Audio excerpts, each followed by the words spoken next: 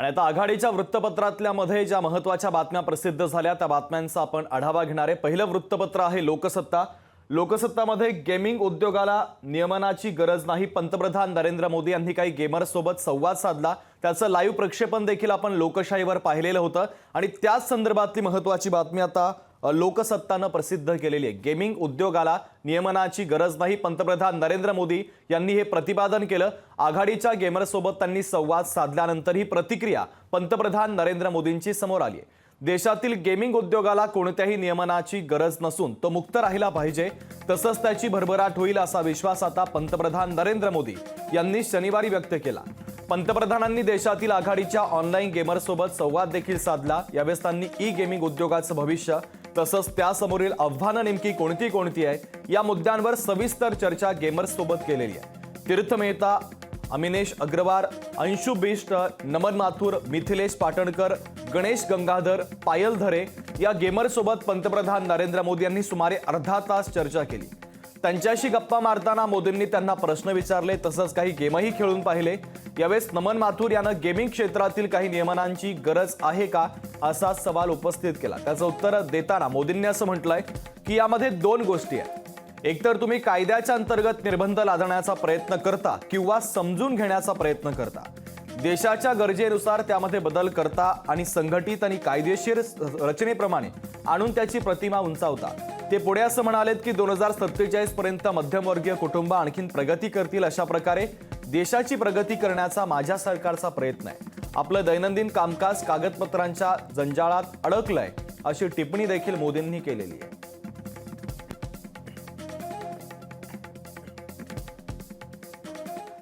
पुढच्या महत्त्वाच्या बातमीकडे वळतोय। अर्थातच महाराष्ट्र टाइम्समध्ये ही बातमी प्रसिद्ध करण्यात आली। आपण पाहतोय इराण आणि इस्रायलचा संघर्ष आता टोकाचा झाल्याचं पाहायला मिळत आहे आणि तीच बातमी आता महाराष्ट्र टाइम्समध्ये प्रसिद्ध करण्यात आली। संघर्षाची धग भारताला या मथळ्याखाली ही बातमी प्रसिद्ध करण्यात आली।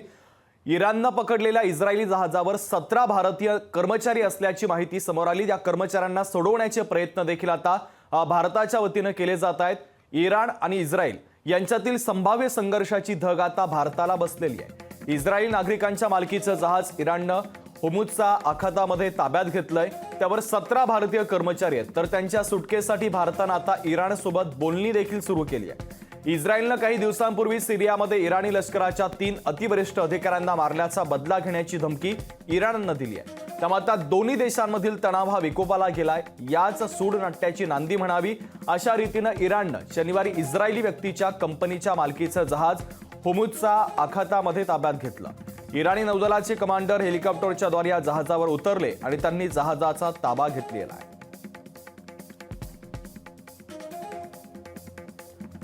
तर संघर्षाची धग आता भारताला बसत असल्याचं पाहायला मिळतंय। इराणनं पकडलेल्या इस्रायली जहाजावर 17 भारतीय कर्मचारी आणि या कर्मचाऱ्यांना सोडवण्यासाठी आता भारताच्या वतीनं अथक प्रयत्न केले जात आहेत।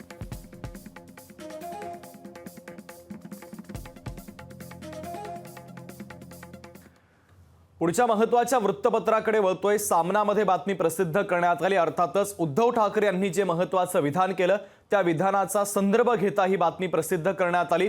पुन्हा हुकुमशाही स्वीकारणं घातकच असल्याचं सामनामध्ये आज लिहिण्यात आलंय। एकाच व्यक्तीच्या हातामध्ये देश गेला तर तो देशाचा गळा घोटेल असं विधान उद्धव ठाकरे यांनी केलं आणि त्यांच्या विधानाचा संदर्भाने विश्लेषण सामनामध्ये करण्यात आलंय। महाराष्ट्र आणि देशभरात नरेंद्र मोदी सरकारच्या बद्दल तीव्र असंतोष आहे। जो देईल साथ त्याचा करू घात अशी व्यक्ती, अशा पक्षाचं सरकार आता नको। एका व्यक्तीच्या हातामध्ये देश दिल्यास तो देशाचा गळा घोटल्याशिवाय राहणार नाही। हुकुमशहांना पुन्हा स्वीकारणं आता देशासाठी घातक आहे असं शिवसेनेचे पक्षप्रमुख उद्धव ठाकरे यांनी ठणकावून सांगितलंय। सर्वांना सोबत घेऊन चालणारे संमिश्र सरकार आता देशाला हवंय आणि इंडिया आघाडीच देशाला प्रगतीच्या मार्गावर नेऊ शकते असा ठाम विश्वास देखील त्यांनी व्यक्त केलेला आहे। तर पुन्हा हुकुमशाही स्वीकारणं घातकच असल्याचं सामनामध्ये लिहिण्यात आलेलं आहे। एका व्यक्तीच्या हातामध्ये देश गेला तर तो देशाचा गळा घोटेल असं देखील लिहिण्यात आलेलं आहे। गुजरात समाचारमध्ये एक महत्त्वाची बातमी प्रसिद्ध करण्यात आली। ती बातमी सविस्तर आपण पाहूयात। सीबीआय कडून मेघा इंजिनिअरिंगच्या विरोधात 315 कोटींच्या प्रकल्पामध्ये भ्रष्टाचाराचा गुन्हा दाखल करण्यात आलाय आणि हीच बातमी आता गुजरात समाचारनं प्रसिद्ध केली। केंद्र सरकारच्या वादग्रस्त निवडणूक बॉन्ड योजनेतील दुसऱ्या क्रमांकाची सर्वात मोठी देणगी देणारी कंपनी अर्थातच हैदराबाद स्थित असलेल्या मेघा इंजिनिअरिंगमध्ये पुन्हा आता ती कंपनी वादात सापडलेली आहे, कारण सीबीआयनं कंपनीच्या विरोधात 315 कोटींच्या प्रकल्पामध्ये भ्रष्टाचाराचा गुन्हा दाखल केला. यासोबतच सीबीआयनं एआयएसपी आणि एमडीसीच्या 8 अधिकाऱ्यांची आणि मेकॉनच्या 2 अधिकाऱ्यांची देखील आता एफआयआर मध्ये नोंद केली आहे. तर मेघा इंजिनिअरिंगनं राजकीय पक्षांना 966 कोटी रुपयांची देणगी दिलेली आहे. तर सीबीआयनं या संदर्भातली माहिती दिली. जगलपूर इंटिग्रेटेड स्टील युनिटसोबत संबंधित कामांसाठी मेघा इंजिनिअरिंगनं 174 कोटी रुपयांचं बिल मंजूर करण्यासाठी सुमारे 78 लाखांची लाच दिल्याचा आरोप आहे. निवडणूक आयोगानं 21 मार्च रोजी जाहीर केलेल्या आकडेवारीनुसार मेघा इंजिनिअरिंग ही निवडणूक बॉन्ड खरेदी करणारी दुसरी सर्वात मोठी कंपनी होती आणि त्यांनी भाजपला सुमारे 500 कोटी रुपये दिल्याची माहिती समोर आली होती.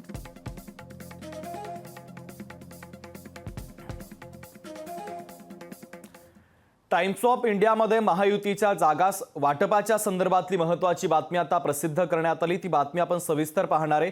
सेनेला मुंबई दक्षिण आणि नाशिकची जागा मिळेल, तर नारायण राणे रत्नागिरीसाठी इच्छुक असल्याचं पाहायला मिळतं. या मथळ्याखाली आता टाइम्स ऑफ इंडियानं ही बातमी प्रसिद्ध केलेली आहे. महाराष्ट्रातील महायुतीच्या घटक पक्षांमध्ये लोकसभेच्या जागा वाटपाच्या लढाईत मुख्यमंत्री एकनाथ शिंदे यांनी पुन्हा एकदा वरचढ ठरल्याचं दिसतंय.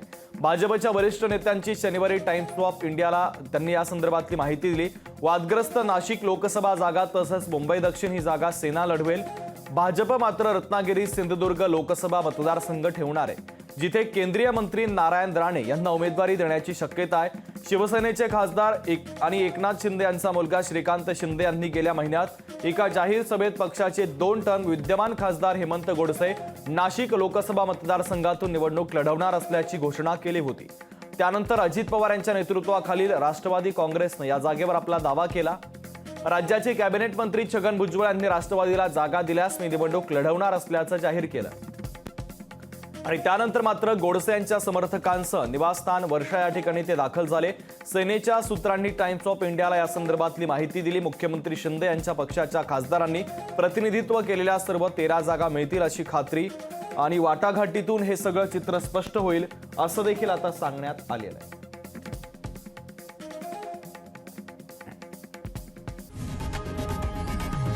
लोकशाही मराठी ऐका, पहा, जागरूक रहा.